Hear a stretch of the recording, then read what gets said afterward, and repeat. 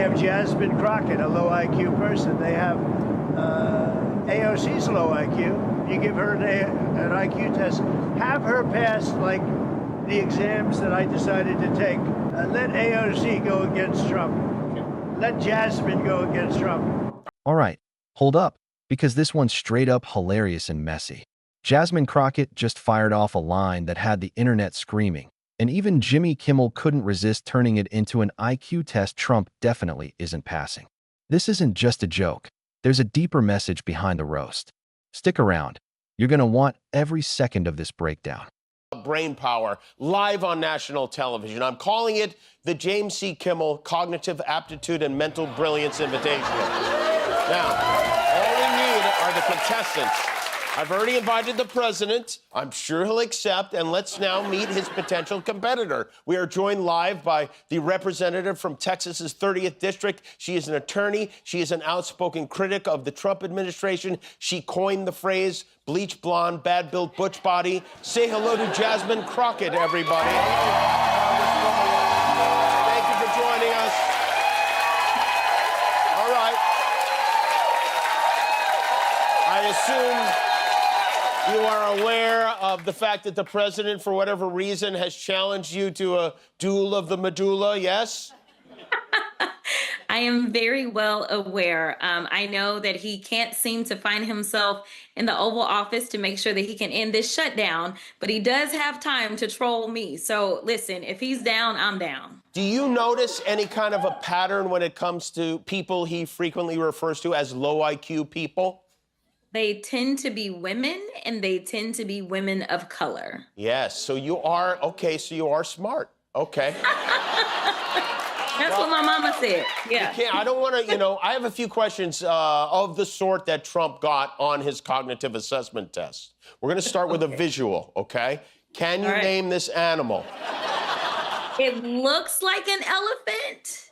Yes, it is an elephant. Wow, you're going to crush this.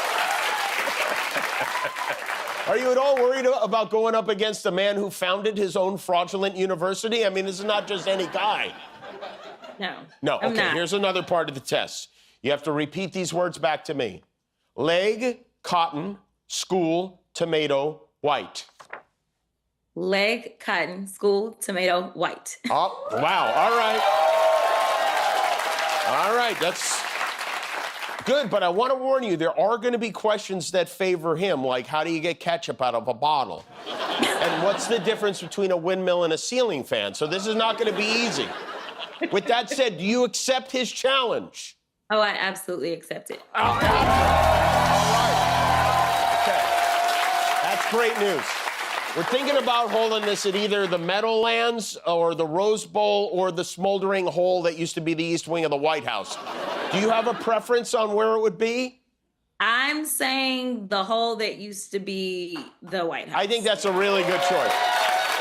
In the event of a tie, are you open to a sit-up contest? Oh, absolutely. I don't know that he can sit up. So okay, yes, good. Yes, you probably have to do one. Well, this is very exciting. You are the first official to be part of the James C. Kimmel Cognitive Aptitude and Mental Brilliance Invitation. So study up, and we'll be in touch. I thank you so much for your time. That is Congresswoman Jasmine Crockett, everyone.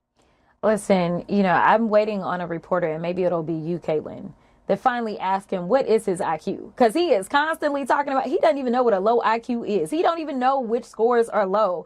And I can guarantee you that whatever score, if he's taken one anytime recently, I'm sure that his qualifies as low. Listen, he's never been known to be an Einstein. This is not a guy who got in on merit when it came to going to college. This is someone who, but for him being born with a silver spoon, probably wouldn't have got into anybody's institution, unlike me. So, I am not worried about that. And I wish people would look at the fact that you have a president of the United States who consistently is obsessing over two women of color that are members of the House.